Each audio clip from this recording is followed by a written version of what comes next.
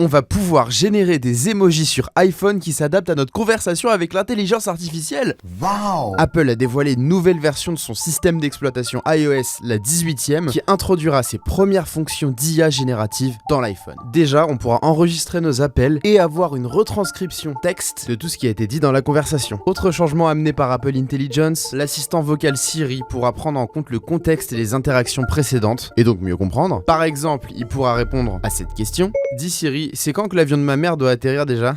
Mardi 15h40 à l'aéroport Charles de Gaulle. Comment ? En analysant les informations précédemment envoyées dans une conversation où ma mère me disait quand elle arrivait. Autre nouveauté, Siri sera capable d'interagir avec les applications comme par exemple de lancer une recherche dans les photos grâce à une consigne donnée naturellement à l'oral. Genre, ok Siri cherche, tu sais cette photo là de ce chien qui avait un air un peu suspicieux ?